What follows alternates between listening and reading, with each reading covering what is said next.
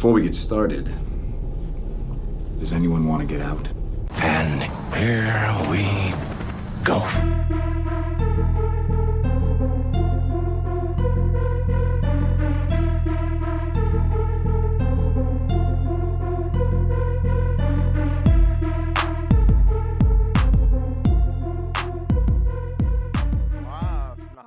Foothills of North Carolina. Welcome to episode 81.5 of the Confirmed Epic Podcast, the official podcast of theepicreview.com and proudly presented by the Geeks Worldwide Radio Network. I'm one of your hosts, the real Brad Bell, and your only host tonight as we fill in the week with a .5 special. We had originally planned to review the Netflix exclusive Will Smith blockbuster Bright.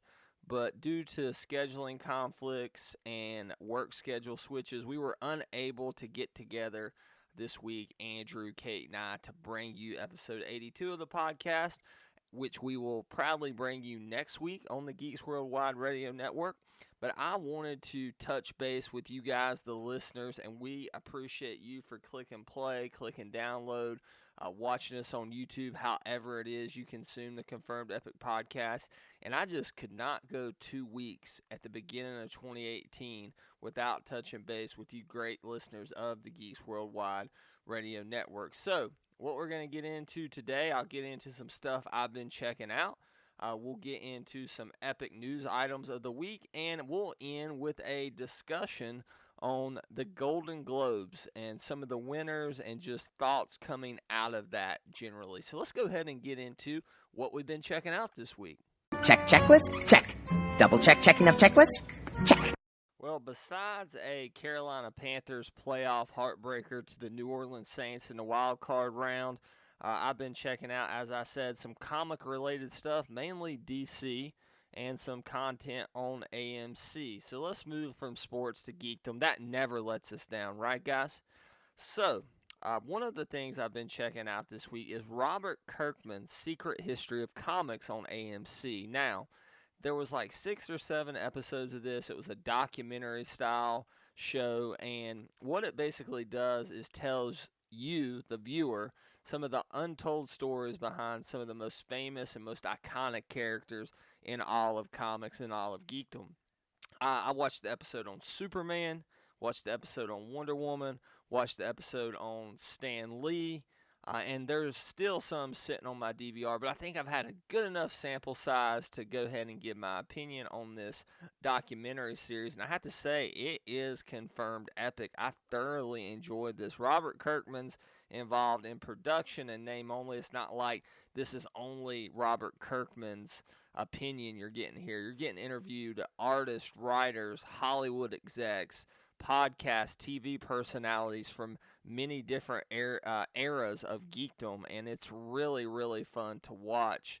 And the Stan Lee episode, which talked about kind of how Stan and Jack had the falling out and who gets credit for those characters and whatnot, I'd heard a lot of that already, so it was no new revelations for me. But if you're just getting into comics, or maybe someone who's gotten into comics because of the films, I could see how you could find that episode very enlightening. I watched the Wonder Woman episode with my wife, Abby, and it was fascinating. Just hearing how the creator of Wonder Woman was inspired to bring a feminist viewpoint to comics, even though I get that it was a white male writing this comic. I believe his name was James Marsh, and he actually had a ongoing relationship with 2 women. He was a college professor. Some of you know this already. He actually developed the polygraph test, which is why Wonder Woman carries the lasso of truth. So they got into that a little bit, but they mainly got into how his 2 female partners really inspired him as brave, strong women, especially during that time, the 1950s, 1940s, 1950s, to write a strong female character in comics like Wonder Woman. But they also got into some of the darker stuff, such as Marsh's obsession with bondage and things of that nature, and how if you look back at some of the old Wonder Woman comics, believe it or not, there's a lot of that in there. So when he passes away, of course, you get Wonder Woman basically ruined because they take all strength out of the character. And then, of course, she's made a resurgence multiple times in the comics, the animated shows, and of course, recently with Gal Gadot. So it was cool to kind of get more on Wonder Woman's origin story as far as from a creative perspective. I also enjoyed the Superman one immensely. It talks about how Schuster and Siegel struggled even after the creation of Superman. Now, there's some drama reenactments here. I'm a fan of these. My wife, Abby, Abby, shout out the mother of Beagles, absolutely despises those things when they do like the recreations of them. I'm a sucker for those, but I thought the ones, especially on the Schuster and Siegel Superman episode, were in particular very well done because the actors playing them, I'm sorry I don't have their names with me right now, but you could see the hardship and pain on their face. And this episode was narrated by Rob Lowe, who's just a great narrator, does a lot of stuff for like History Channel and Nat Geo and stuff. Rob Lowe, good at so many things.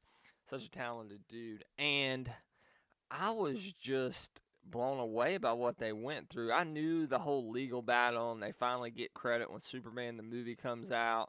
And I knew about some of the Neil Adams stuff because we were lucky enough 2 years ago, maybe 3 years ago now, to have Neil Adams on the Confirmed Epic podcast leading up to Heroes Con one year in Charlotte, North Carolina.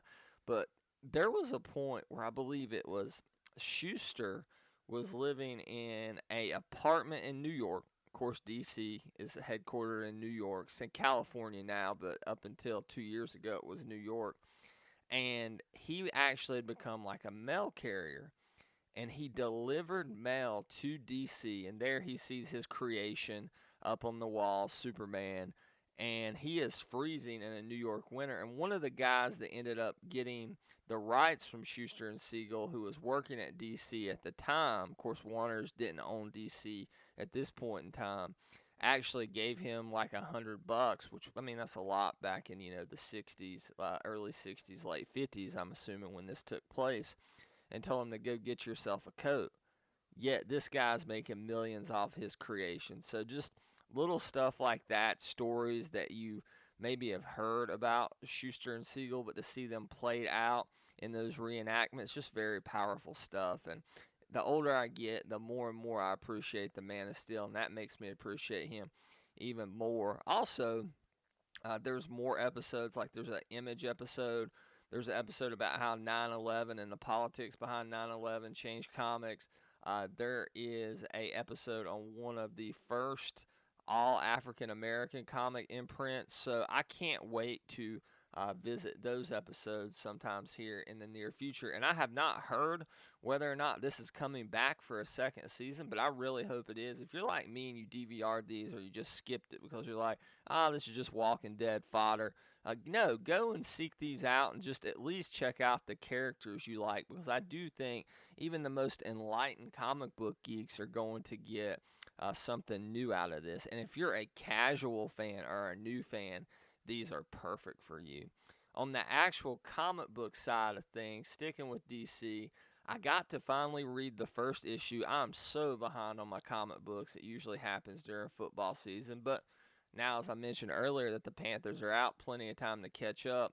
I finally got to read Doomsday Clock, and of course this is by Jeff Johns. They've been building up to this since DC Rebirth happened and started with that whole new imprint at DC.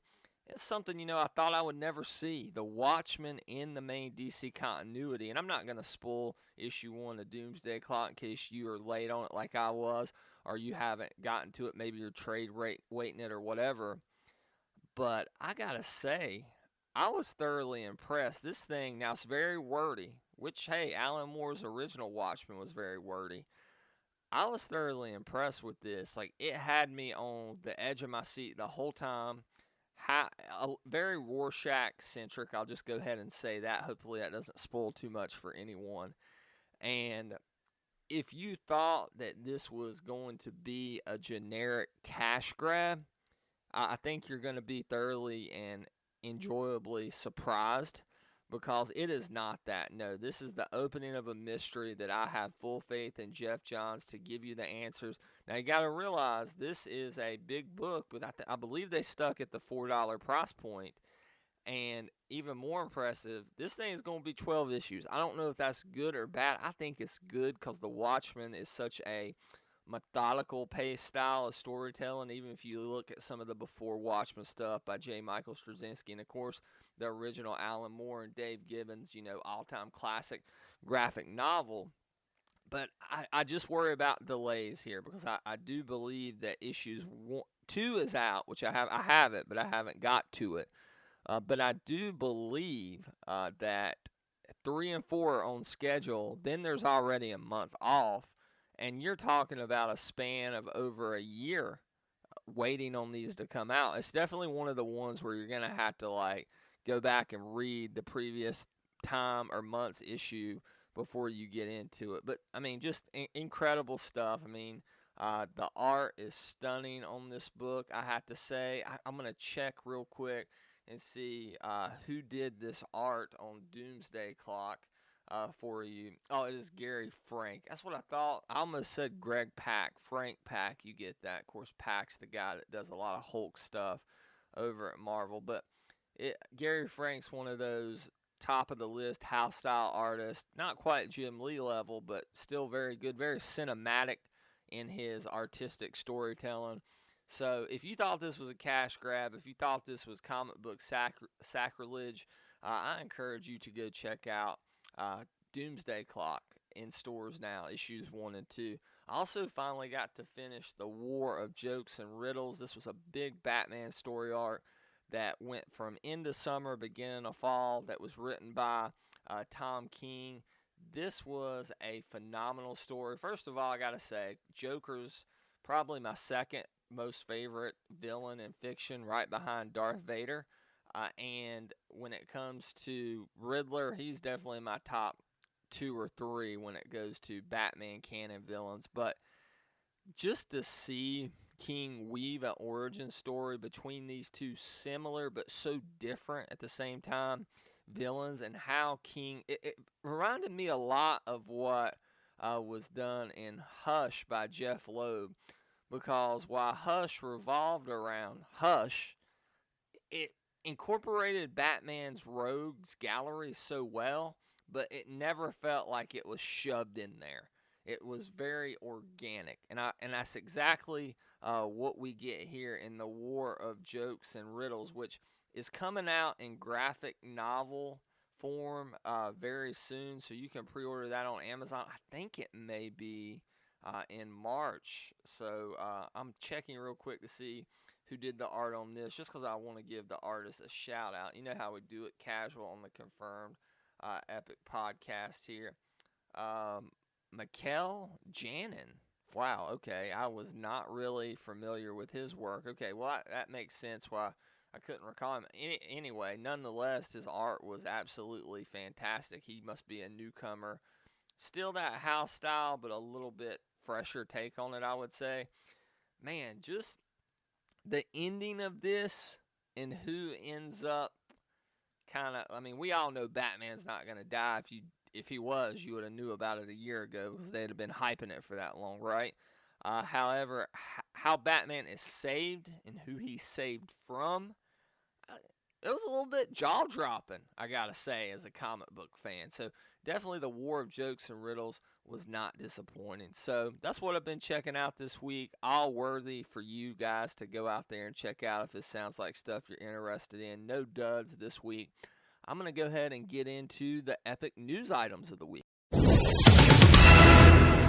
Also, a little housekeeping. No, I'm not going to play the sound effect here, but I'm using a new mic this week and a new setup because on previous podcasts, I felt like I've been a lot louder than Andrew and Kate when we podcast over the internet. So I'm giving this a trial run on this 0.5 issue. So if it's a little quiet, I apologize. You can email me, let me know at thepicreview, theepicreview@gmail.com. You can always tweet me, of course, at the Real Brad Bell. So got a lot of good and interesting news this week. Some big, some small. Let's start with Deadpool, right? Deadpool 2, of course, going to be a big movie this summer, but this is more about Deadpool's original director from the first film, Tim Miller. He has a Kitty Pryde movie in development. Now, the question is, I'm assuming this was a Fox picture development because Deadpool was at Fox. Disney just bought Fox, as you guys all know. So, first question we got to ask ourselves is this thing still going to happen? You got to figure with them wanting to push the X-Men, it's likely. It's not like he's doing some rando character here like I'm trying to think of the Man-Thing or something. And, of course, they're going to want to push X-Men. They're going to want to push Fan 4. They're going to want to play with all their new toys as they transition past Infinity War and past Avengers 4. We all know that. The question now is, would a Kitty Pryde solo film be that good? I think it could be. I think if you look, and we brought this up on episode 81, we are in a golden era as far as female representation and females carrying the box office. Gal Gadot, Wonder Woman, Daisy Ridley, with, of course, The Force Awakens, just to name a few. And I think if she's casted well, I mean, you look back, Ellen Page was a fantastic Kitty Pryde. I think they'll go with all new actors for these characters as they enter the MCU fold. But she definitely is an interesting enough character to carry her own film. She has carried her solo comic many times. She has been with a duo, whether it be Star-Lord or Iceman or the Human Torch several times. It will be interesting to see what age Kitty Pryde they go with. Will they go with the more Shadow Cat where she's 22, 23 years old? Maybe she's already graduated the Xavier School. Or will they go with a younger Kitty Pryde when she's just getting there and just learning how to deal with her powers? We don't know. But I would like to see a Kitty Pryde movie. I think that'd be pretty awesome. Staying with Marvel, Brian Michael Bendis, we know he's going to DC. I'm excited about it just because one of my favorite writers of all time. I can't wait to see what he does with maybe Superman, Batman, etc. But apparently he has, now I have not been reading the Spider-Man, so obviously I missed that. Shout out to Amos. Amos and friend of the show who we've had on the show before, comic book artist Mark Bagley, actually put Amos of the Just Being Amos podcast like in one of the final panels of Spider-Man 2. So check that out in issue number 5. But apparently recently Brian Michael Bendis has opened the door to bring back the Ultimate Universe, or has done so. Now, of course, he was the architect of it, starting with the Ultimate Spider-Man back in like 02 or 03. This would be a better topic to discuss with A.K. Andrew Stokes, the biggest Ultimate fanboy. He's got all the graphic novels. He's been a completionist. He's read everything. I wonder if he would be willing to get back into Big Two Comics if this is the case. The Ultimate Universe is indeed coming back. But apparently, it's there. Does Marvel want to do anything with it? The whole thing with the Ultimate Universe is it was supposed to be more, not necessarily gritty, because Marvel's never too gritty unless you're talking about Wolverine or Punisher or Daredevil, but it was supposed to be the more realistic, and it was definitely more cinematic, like the Ultimates. There's a lot of stuff in there that carries over to the Avengers. Now, it's not a hash-for-hash remake, but the Sam Jackson, Nick Fury, the Treskelin, all things that have been rehashed in the MCU were originally in the Marvel Ultimate line of comics. Thor's look came from that, from the movies. The way they went after Chris Hemsworth and he looks now in the movies, that very much looked like Ultimate Thor. And you could go on and on. If Andrew was here, he would be better to speak on this than I would. But I don't know if I want to see this come back. I think that if it was going to be the more serious line, then I would not that Marvel maybe has been too serious, but I think I'd be more apt to maybe lean toward it. But what I would like to see is the Ultimate Universe become a place for original storytelling and let the characters kind of breathe on their own without having to reflect their movie counterparts. If you look at a lot of the Marvel comics now, heavily influenced by the movies, and that brings me to my next topic. So Exiles #1 is debuting April 11th, And one of the heads of that team, you're going to have Kamala Khan. It's going to be an all-female led book, kind of like, God, what was the name of that book that spun out of Secret Wars that had She-Hulk and Captain Marvel in it? Just tweet me, email me if you remember the name of that book. But listeners will probably know what I'm talking about. But Exiles is an all-female led Marvel book, and apparently Valkyrie is going to be one of the leads, and they have redesigned the Valkyrie as we know her in the comics to look just like Tessa Thompson's Valkyrie from Thor Ragnarok. Now, I love Tessa Thompson's Valkyrie. The design looks pretty cool. I will probably be putting that on our Instagram feed. It'll be in some of the show posts. And it brings diversity to the Valkyrie character, which is always welcoming, no matter the medium that you are talking about. But I'm not a fan of the comics reflecting the movies. That doesn't mean I don't want diversity. Let me clarify that on the record here. But what I mean by that is I want the movies to be able to base things off the comics, which is what they've done with Infinity War, what they've done with Civil War, and I assume what they'll do with a lot of the X-Men stuff coming up in the MCU. And it's been loosely based off of it, but the ideas for almost all the big things like Age of Ultron you see in the MCU, and a lot of times the MCU does it way better in the comics, like, as I just mentioned, Age of Ultron. Anybody that's read that comic knows as under par as maybe the movie was, is still way better in the comic, which was like a 12-issue, 10-issue cash grab. And that was Bendis, one of his worst things that Bendis has ever done. He hadn't done many bad things. But how are comic book movies supposed to thrive if they have no source material? Like, if the comics just continue to reflect the movies, then you're just making the movies the first place for storytelling, which is not going to work because they've been borrowing from comics. I know what you're like thinking right now. There's an infinite amount of comic book storylines because DC and Marvel's been around forever. True, there is, but there's not that many good ones. I mean, most of your good ones that would be adapted in a movie are 99 to now. I'll even say like 99 to 2015 because this problem has really started hitting comics, them having to reflect the movies and how they look and how the characters act bad over the past 2 years. Now, Tony Stark, if you read him now, is Robert Downey Jr. And Robert Downey Jr.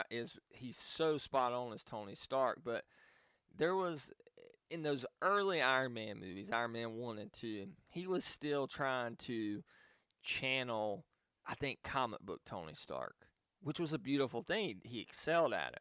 Now I just feel like, and he's great at it, and fans eat it up, he just does his own thing, and now the comics replicate that. So I'd be interested to hear what you guys think. Tweet me at TheRealBradBell. Email me at thepicreview@gmail.com if you think this is a problem like I do. But anyway, Valkyrie's design looks badass. Can't wait to see her in the book. CW has cast their Sabrina. Of course, Sabrina, we had her with Melissa Joan Hart in the 90s, but this isn't your mother's Sabrina. This is the Chilling Tales of Sabrina adaptation that spun out of Afterlife with Archie, which is kind of what Riverdale's based on the CW. So expect some dark shit, probably even darker than something like Supernatural. They've cast Karen Shipka as Sabrina. I do not know this actress, so she does look like Sabrina, I can say that, but I don't know if she's a good fit for the role. I have read some of the Chilling Tales. They are fantastic. Now, they're out there. I mean, there's like paganistic stuff in there. And Riverdale's went really dark, so I think you'll see that here. The question is, are you guys excited for this show? I don't know if comic book fans are or mainstream geekdom is, but I think those people who watch the CW shows, and I'm not talking about Arrow and Flash, I'm talking about like Riverdale, like Supernatural, like The 100, which Andrew Stokes watched, are going to enjoy this because they shoot most of these things in Canada. They have a very in-house look to them. They know how to play up the drama. Something like Dynasty is really big right now, which is a remake of an 80s show, but it's completely been CW'd up, right? With, young supermodels and outlandish storylines, even more than the 80s Dynasty primetime soap opera was. So I have no doubt. I think this is going to do well on the CW. Now, it's not going to be Walking Dead, but I mean, well on CW is 2 to 3 million viewers a week, which sounds low, but TV today, network TV, that's really good, because with streaming, that takes away from that audience. But speaking of streaming, brings us into our next story, and this kind of hit me out of nowhere, and it's a big deal. I'm surprised more people have not been discussing this. David Letterman has of course, David Letterman, CBS Tonight Show fame for years and years. I think 30-something years, took over for Johnny Carson, the legend. Letterman's a legend in his own. I was always a Leno guy over a Letterman guy, and a Conan guy over both those guys. So maybe I'm not the best to speak to this, but David Letterman has a new talk show coming to Netflix. Now, it's going to be weekly. It is a interview-style talk show, and it's going to be January 12th when we can expect this show to hit Netflix. So relatively soon after this podcast hits. We're recording this on Wednesday, January 10th. And here's the big thing that I did not know. Obama is going to be his first guest. Now, he always got pretty candid with Letterman, so I'm interested to see what Barack Obama, former President Obama, is going to say, especially about the current state of politics and in the Trump era, and just maybe he's been good about not commenting on the Trump stuff, but we'll see how long that lasts with midterms coming up, midterm elections here in the United States. But the big question is not really what Obama will say, is can talk shows work on Netflix? Because you look at like SNL, which I know is not a talk show, but late night show. You look at Jimmy Fallon. You look at, oh my gosh, I'm blanking on his name now. My wife loves him. He comes on ABC. If I wasn't doing this podcast, I'd remember his name. What is his name? The other Jimmy Kimmel. It came to me. I didn't even have to look it up on the internet. My wife loves Jimmy Kimmel. But you know how my wife watches Jimmy Kimmel? On YouTube. She watches the YouTube channel. She gets the big highlights. And like Seth Meyers and a lot of these people, they thrive on YouTube now. Because my wife is a nurse, works 12, 13, sometimes 14-hour days. She's a charge nurse. She can't stay up and watch Jimmy Kimmel, especially now that she's 6.5 months pregnant, bless her heart. But with our beautiful baby girl, Harper Jane Bell. But I will say this, she loves watching it as she goes, right? That's how she consumes the content, like a lot of people do. Obviously, this being on Netflix is not going to be a talk show that you'll be able to consume on YouTube, because they're not going to try to stop you from going to their streaming platform on Netflix by making it accessible to you on YouTube. So it will be very interesting to see how well this does. Of course, this doesn't come on late, so you don't have the whole time thing. But apparently, this is supposed to be about an hour-long show, talk show. So it'll be interesting if people tune in for that. I'm definitely going to watch the first episode. We'll see who Letterman has on after that. Let's see, what else do we have here in Epic News? Vin Diesel's being targeted for a Bloodshot lead role. Bloodshot's the Valiant character. Jason David Frank's been playing him on a web series. I've seen tidbits of that's pretty cool. I mean, nothing too special. I'm not excited about this for all. I mean, Vin Diesel, I'll watch him in every Fast and the Furious movie, but what's he done outside of that? So if I hear this is good, I'll go see it. Now, I do think this Valiant movie universe could be huge if they cast it right, write it correctly at the script level, and don't just try to cash it on the superhero boom like they offer a different flavor with things like Harbinger and stuff, and Xeno Man of War. So that could be cool, but I don't know. I'm not looking forward. Bloodshot's you want to talk about gritty, brutal? He gives Punisher a run for his money.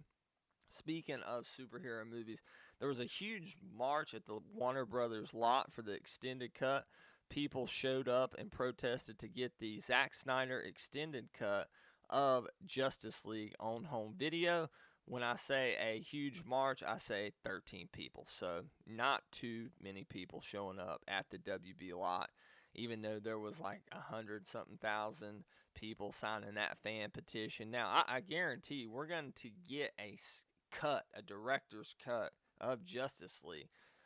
And some of that probably will be Snyder's, but some of it's going to be Joss Whedon too, much like the movie is. So just from a money level, I don't think we'll ever see this. Now I'd pay $50 for it on 4K Blu-ray, maybe even $60. I think it'd be worth the price of a video game. I maybe would even fund a damn GoFundMe or something for this, Patreon to get this done, whatever it would take, and that's donating to a $1 billion corporation in Warner Brothers. But a lot of the stuff that Snyder had was unfinished CG, or it was storyboard, and some people want that kind of stuff inserted. I think hardcore DC fans would be up for that, but I don't think it would do well sales-wise. I don't know. 13 people, that's sad, guys. But hey, if I was in California, I may have been one of those 13 people if my wife would have been cool with it. Let's move on to MoviePass. MoviePass has surpassed 1.5 million subs, and even more impressive, guys, is 500,000 of that came in the last 30 days. So how does that happen? You got to figure a lot of people were given MoviePass as a holiday gift. Maybe MoviePass offering that pay up front, get a cheaper deal plan has worked in their favor as well. MoviePass is the best thing for film nerds like me and Andrew, and people who podcast on this stuff, and we're paying to go see this stuff weekly. I can only imagine if I had this before I had a life, I would have seen, I probably used to see 75 to 80 movies at the theater in a year on a high year, and 45 to 50 on a low year. Now I'll probably see about 25 to 20. I can't imagine if I had this back in the day, like 2007. God, I sound old saying 2007, like 2007 to 2015. My God, I'd have seen 100 movies a year, but it's the best deal in entertainment right now. It works like a charm. Now, if it's a big movie, you're not going to use it because it's probably going to sell out, or there's too many people crowding the app. So if you want to go see Infinity War open at night, forget about it, because everybody's going to try to see it. It's going to be a crapshoot. It'd be like getting tickets through Ticketmaster back in the day. But if you're going on a Sunday afternoon to see Guardians of the Galaxy 2 on a second weekend, it works like a charm. Let's stick with TV, go from movies to TV, rather, excuse me. The Goldbergs, one of my favorite shows, one of my wife Abby's favorite shows. This is basically the Wonder Years set in the 1980s. And there was a planned spinoff that was going to be set in the 90s, and it was going to revolve around teachers at William Penn Academy, such as the gym teacher, or such as the Tim Meadows guidance counselor, and their kids. And it didn't make it to pilot. Well, they actually shot a pilot, but it didn't make it to series order. They are going to air the pilot as an episode of the Goldbergs, so they're going to flash forward to 1990-something, which is the name of the episode, and they're going to do that come January 24, 2018, so coming up here soon. I think this is an awesome idea. You got this within this universe. I can't believe I'm saying that about the Goldbergs. God, superheroes have ruined me. But within the Goldbergs universe, you have these characters, and I'm glad they just didn't, throw this in the crapper. They're actually letting us see it. I'm not like foaming the mouth to see it like I am the Zack Snyder Justice League cut, but I am very excited to check this out, and I think it will be something refreshing for this show. So let's go ahead and get into our main topic of the evening, which is the Golden Globes 2018. Now, we're going to go through some of the winners, and then we're going to get into the big story of the night, which was Oprah's speech that she gave at the Golden Globes, and I'd be interested to see what you guys thought about that. The Golden Globes is fun to watch. It's not a big indicator of who's going to win come Oscar time. The Oscars this year are March 4th. I think it's Jimmy Kimmel, whose name I couldn't remember earlier, who was hosting the Oscars in back-to-back years. God, he was awesome last year. Um, but the Golden Globes is more of like, oh yeah, I saw that movie and I think it should win. Whereas the Oscars is like, who the hell saw this movie? I mean, film buffs see it. It's harder for people like me. I've heard Ryan Snelling of Sight and Sound, friend of the show. They live in Kentucky. Him and Jay Williams, and where they're at, I think they're not far away, but they're 40 something minutes away from Lexington. But where they're at, it's hard to see these kind of movies. So the Golden Globes does have a more universal appeal to it, and it's presented by the Hollywood Foreign Press. Of course, it's not the Academy. But let's go ahead and get into some of these winners, nominees, and losers at the Golden Globes. We won't get into all of them, get into some of the big stuff here and give our takes. Let's start with Best Motion Picture. You had Call Me By Your Name, Dunkirk, The Post, Shape of Water, Three Billboards Outside of Ebbing, Missouri nominated. Three Billboards Outside of Ebbing, Missouri won. Number one on a lot of people's list. Sam Rockwell's in there, who I absolutely love. But I heard this movie just makes you feel dirty and grimy, so I don't care if it wins Best Picture. I'm not running out to see it. Best Motion Picture, Musical or Comedy. Your nominees were Disaster Artist, Get Out, The Greatest Showman, I, Tonya, Lady Bird, which is like 99% on Rotten Tomatoes. It's supposed to be this epic coming-of-age story directed by Greta Gerwig. I can't wait to see it. It's not available to me within like 20 minutes. The closest theater is showing it's like 30 minutes away, and with a pregnant wife, it's just been hard to get it. Plus, this is one, of course, we're having a daughter, and I think my mom might like to see it too. But the future mother of my child, Abby, the mother of Beagles now, I think she'd like to see this, and I don't want to go see it without her, and it's hard for us to get out to the movies right now. So I have not been able to find a release date. I assume it will be late February, early March, probably right before or right at the Academy Awards. So Get Out is the one that I would have liked to have seen win here, and it was, looking back, I probably should have had that higher on my top 10 of 2017 list. But, I mean, it's hard to argue with Lady Bird. Apparently, it's a near damn perfect film. Best Motion Picture for Animation, the nominees were The Boss Baby, good lord. I don't know how seriously I can take this. The Breadwinner, Coco, Ferdinand, which I've heard surprisingly good, starring WWE superstar John Cena and Loving Vincent. No surprise Coco won here. Andrew talked about this. If he would have seen it before we made our top 10 of 2017, it would have been on his list. Of course, it's about Dia de los Muertos, which is Day of the Dead in Mexico. So I want to see this. Apparently, it's not just pandering to a Hispanic audience or anything like that, or not just trying to play up that background, that very sacred holiday, Dia de los Muertos. It's an actual good story set within that culture. So no surprise. I think that's a good winner there. I'm not going to go through every category, but just the big ones, movie and TV here. Best Actress in a Drama Motion Picture, you had Jessica Chastain, Molly's Game, Sally Hawkins, Shape of Water, Frances McDormand, Three Billboards, Meryl Streep, The Post, Michelle Williams, All the Money in the World, and of course it goes to Three Billboards. Best Performance by Actor in Motion Picture Drama, you had Hanks for The Post, Daniel Day-Lewis, who wins everything. I can't believe he didn't win for Phantom Thread. Gary Oldman for Darkest Hour, Denzel for Roman J. Israel.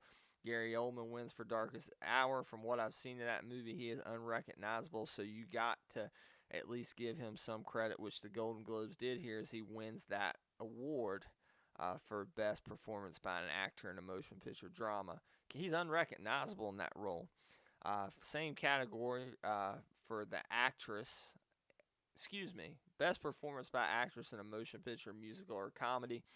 You had I, Tonya, Margot Robbie, Saoirse Ronan, Lady Bird, and Emma Stone, Battle of the Sexes, Helen Mirren, The Leisure Seeker, Judi Dench, Victoria Abdul, and of course, Lady Bird wins here. God, I need to see this movie. Actor in a music or comedy, this is where it gets interesting. Steve Carell, Battle of the Sexes, Ansel Elgort, Baby Driver, the new Marty McFly. That would have been my pick there. Hugh Jackman, The Greatest Showman, Daniel Kaluuya, Get Out. Maybe that would have been my pick. How do you put Get Out in the comedy category, though? I'm sorry. It has comedic elements, but it is not a comedy, people. James Franco wins for Disaster Artist. That was the word going in. He's apparently phenomenal. I want to see this movie, but I need to see The Room first. Best performance by an actress in a supporting role. Mudbound, Mary J. Blige, Allison Janney, I, Tanya, Laura Metcalf, Lady Bird, Octavia Spencer, Shape of Water. Allison Janney wins for I, Tanya, one of my favorite character actresses of all time. I love her in The West Wing as C.J. Craig, one of my all-time favorite TV characters. Best performance by an actor in a supporting role in a motion picture. William Dafoe, The Florida Project. Armie Hammer, Call Me By Your Name. Richard Jenkins, Shape of Water. Chris Plummer, All the Money in the World. That's the Ridley Scott movie where he came in after it was shot and took the place of Spacey. But it goes to our man, Sam Rockwell, a.k.a. Justin Hammer, for 3 Billboards Outside of Ebbing, Missouri. Best Director, you had Guillermo del Toro for Shape of Water, who won. He beat out Nolan for Dunkirk, Ridley Scott for All the Money in the World, Spielberg for The Post, Martin McDonagh for 3 Billboards. Of course, I wanted Nolan to win this. I hope he wins Best Director or Best Picture at the Oscars, but cool for Del Toro, which has no shot in hell winning at the Academy, sadly. Best Screenplay was 3 Billboards. Apparently, it's one of the tightest screenplays of all time. That was the winner there. Best Original Score went to The Shape of Water. Best Original Song in a Motion Picture, this was Me, The Greatest Showman. Best TV Series, Drama, you had The Crown, Game of Thrones, Handmaid's Tale, Stranger Things, This Is Us. How Game of Thrones didn't win this year shows you this isn't a popularity contest like some people think the Golden Globe is. Best Television Limited Series, Big Little Lies, Fargo, Feud, Top of the Lake, The Sinner. Big Little Lies wins. One of my favorite things in entertainment in 2017. Nicole Kidman was phenomenal. They all were. Reese Witherspoon, of course, always one of my favorites. But Big Little Lies, which will have a season 2, not this year probably, but that show, if you hadn't seen it, stop this podcast, go watch it now. It was the best show of 2017, even better than Game of Thrones. Speaking of Big Little Lies, Nicole Kidman wins for Best Performance by Actress in a Limited Series there. Best Performance by Actor in a Limited Series, Ewan McGregor wins for Fargo. Best Performance by Actress in a TV Series Drama, Handmaid's Tale, Elizabeth Moss there. Best Performance by Actor in a TV Series Drama, Sterling K. Brown, This Is Us. Jason Bateman was up for Ozark. Freddie Highmore, The Good Doctor. God, they've advertised the shit out of that show, haven't they? Billboards all over Charlotte advertising that show. Instead of 3 billboards outside of Ebbing, Missouri, 3 billboards outside of Charlotte, North Carolina for the damn Good Doctor. Best Performance by an Actor in a TV Series, Musical, or Comedy. Our man, Aziz Ansari. I discovered Master of None this year, and it was last year, and it was phenomenal. Best Supporting Actress, man, Big Little Lies won big. It was Laura Dern. Best Performance by Actor in a Supporting Role, Alexander Skarsgård, Big Little Lies. They kicked ass, that Big Little Lies cast at the Golden Globes. So there was your winners. My takeaway from this, Lady Bird must be a pretty damn good movie, and Big Little Lies is a damn good TV show. Now, I can testify to the latter. I think I'm going to pre-order. I usually won't pre-order stuff blind buy on Amazon unless I've seen it, but I don't know how I could go wrong with Lady Bird, especially with a daughter on the way. I'm about to just pre-order that, and that way as soon as it comes out, I can see it. And I just hope that's before the Academy Awards. I really, really do. So despite all that, Game of Thrones, Big Little Lies, Coco, I, Tanya, Lady Bird, that was not the biggest story of the night, no. The biggest story of the night was Oprah, who was giving a Lifetime Achievement Award at the Golden Globes. Women's empowerment, big theme at the Golden Globes this year. And I'm going to play you the speech that many people think is going to launch Oprah's 2020 presidential campaign. It's been compared to Barack Obama's keynote at the 04 DNC in Boston. I don't think it's quite that, but I guess it's worth a discussion. Much shorter speech. I'm going to play a condensed version of it for you, and I'll insert that here, and we'll talk about it briefly. I don't like getting too political on this show, but since this blends with politics, let's take a listen to Oprah's now iconic speech at the 2018 Golden Globes. In 1964, I was a little girl sitting on the linoleum floor of my mother's house in Milwaukee, watching Anne Bancroft present the Oscar for Best Actor. His tie was white, and of course his skin was black, and I'd never seen a black man being celebrated like that. And it is not lost on me that at this moment, there are some little girls watching as I become the first black woman to be given the same award. What I know for sure is that speaking your truth is the most powerful tool we all have. So I want tonight to express gratitude to all the women who have endured years of abuse and assault because they, like my mother, had children to feed and bills to pay and dreams to pursue.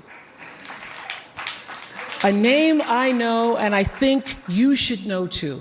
In 1944, Resi Taylor was a young wife and a mother. She was just walking home from a church service she'd attended in Abbeville, Alabama, when she was abducted by 6 armed white men, raped and left blindfolded by the side of the road, coming home from church. She lived, as we all have lived, too many years in a culture broken by brutally powerful men. For too long, women have not been heard or believed if they dared to speak their truth to the power of those men. But their time is up.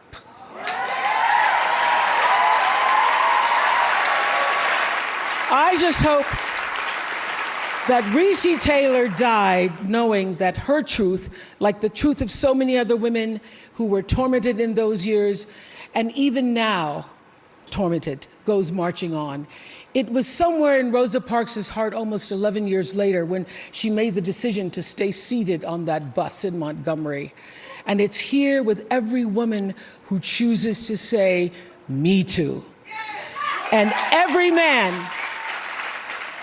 man who chooses to listen. A new day is on the horizon. And when that new day finally dawns,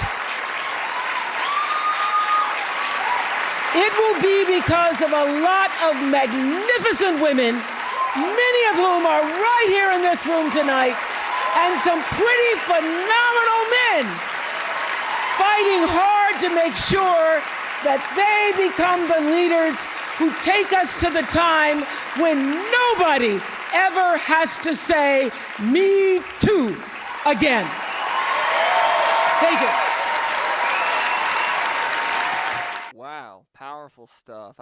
The line of that speech to me is their time is up. Obviously, and sadly, 2017 was plagued by old white men and how shitty some of them are.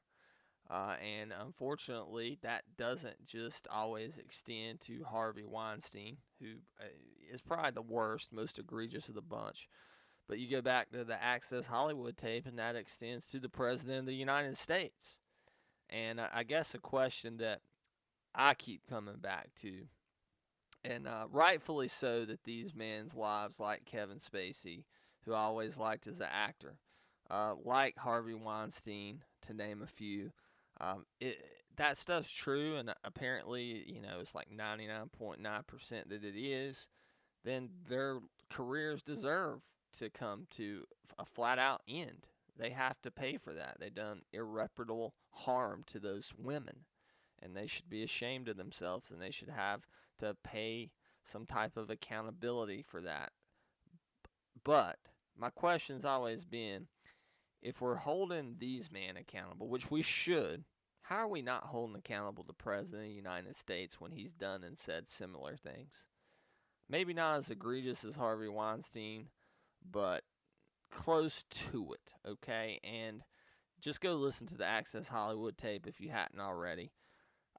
This, to me, is a big moment in entertainment and politics, the Oprah Winfrey speech. Even if she doesn't run in 2020, and she says she's thinking about it, by the way. This isn't, I would never run for president. No, she's thinking about it. And that would involve a lot. Oprah would have to reveal a lot about her business and her personal life, and would she be willing to put her reputation of, one of the top 10 most beloved people in all the United States on the line. Of course, Oprah is a billionaire, right? Would she be willing, just like Trump, would she be willing to put that on the line to go through the ringer, go through the mud with President Donald J. Trump?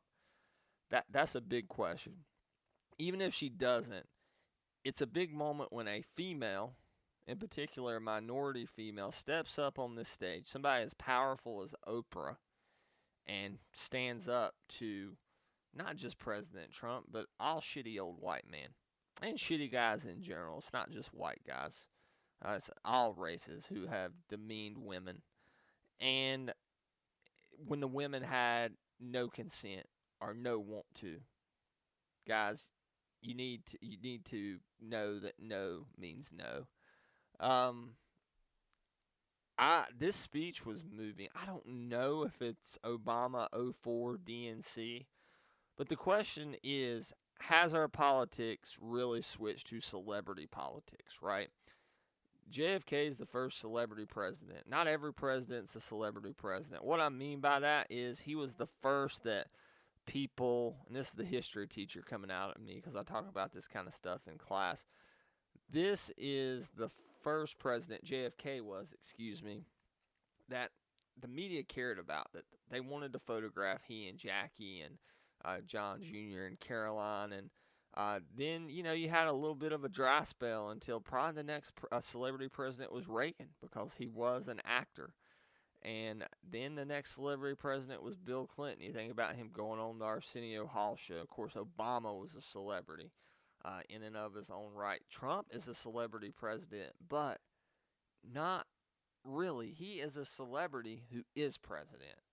So are we really moving to this era? It seems like it. You talk about The Rock running, I assume he would run Democratic. I know Oprah would run Democratic, even though Oprah Winfrey has went on the record saying that she has voted Republican.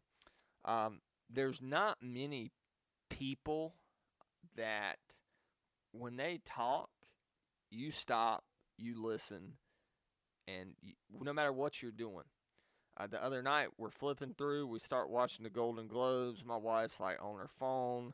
I'm kind of halfway paying attention. This isn't the Academy Awards. It's the Golden Globes. And this is after a terrible Panthers loss, mind you. So we're kind of in a bummed out mood. But when Oprah comes on, my wife in particular puts her phone down and she listens to this speech. And I have to say, I was moved by it. I didn't pay attention to it as much in the moment. Then when I realized how historically relevant it was, I went back to it. I re-listened to it. I read what the talking heads politically were saying about it. And I began to think, could Oprah be president? To the point that I wanted to bring it up on this podcast. And what a perfect time to do this on a .5 episode of the pod. What I mean by celebrities that are president, people with no political experience who are capable of running things. I mean, Trump's a successful business person despite how he got there. But can they function well if they not only put the right people around them, but they listen to the right people? Like, now you may not agree with the ideology, but I think if Trump took into account Steve Bannon aside, Jared Kushner aside, okay, I think if he took the advice of some of the people around him, I think he would be a lot better president than he is. So if you have somebody willing to learn, willing to put in the work, intelligent enough to take the work and put it and implement it and put it into practice, somebody like Oprah, somebody like Dwayne "The Rock" Johnson, but let's stick with Oprah here for the topic of conversation. If you have somebody who is willing to put in that work Could they thrive? Could they be not just a good president, but a great president? I think the president needs to have political experience, male or female, no matter the race, no matter the ethnicity, okay? No matter the religion. They need to have it at the national level or a governorship, one or the other. Now, you can say House and Senate members are not great presidents because they never get anything done, and then when they get to D.C., they're already in D.C., when they get to the Oval, they don't get anything done. But I think political experience is important. I think if people like Oprah, like The Rock, want to be considered legit presidential candidates. Now, I'm not saying they can win the presidency. Oprah would beat Trump head-to-head right now. The Rock might, too, if there was a vote right this very second whenever you're listening to this. Now, I'm not saying that they can't win the presidency, but can they effectively govern and be a not good president, not a placeholder, not a one-term, but a great president? And I don't know if they can without political experience. My advice to those people who will never listen to this is go out there, run for a governorship, run for a House seat, run for a Senate seat. You don't even have to start at the state level. You're such a name that you can no doubt start at the federal level. I don't know. I don't mind celebrity presidents. I don't know if I like celebrities being presidents. That being said, if I had the choice between Oprah Winfrey and Donald Trump right now, there's no doubt I'm voting for Oprah. But it's interesting because Donald Trump on one of the morning shows, Meet the Press or something, or Good Morning America. Anyway, you can look up this on YouTube. He said if he ran for president, this is 1997, he would tap Oprah to be his VP candidate. Crazy. Now they may run against each other in 2020. He also said, when responding to what he would think about a challenge from Oprah in 2020, he said he loves Oprah. She's a great person. She'd be a great opponent. And he would beat her. Of course, Donald Trump has to get his brashness in there, right?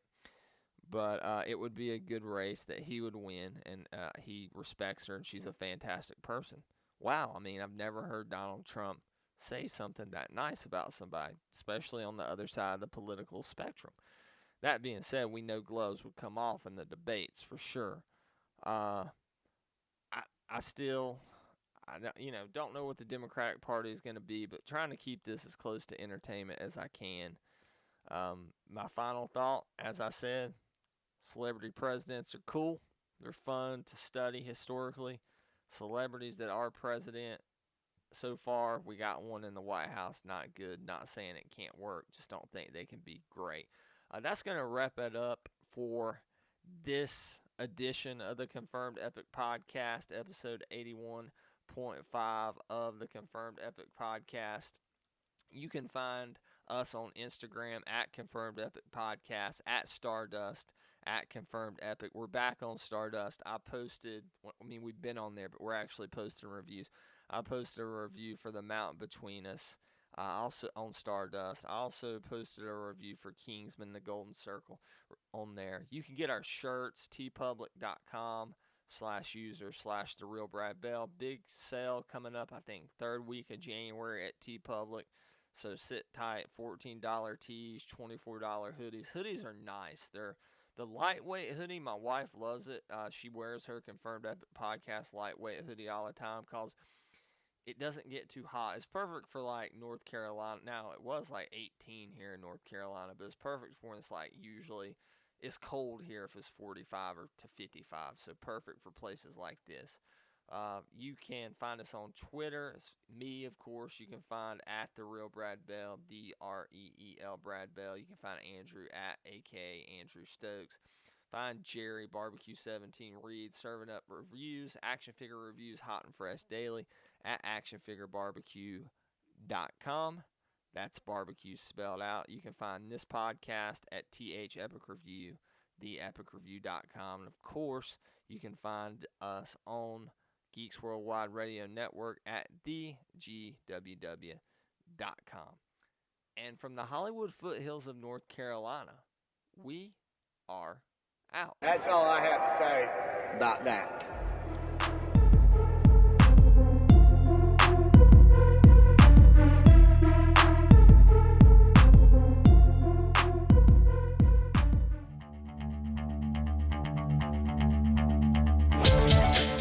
This has been a production of the GWW Radio Network. Please don't forget to subscribe, rate, and review us on iTunes, Stitcher, and SoundCloud. Also, check out Geeks Worldwide at thegww.com for all the latest news, reviews, and opinions on video games, comics, movies, TV, cosplay, and more. Geeks, assemble!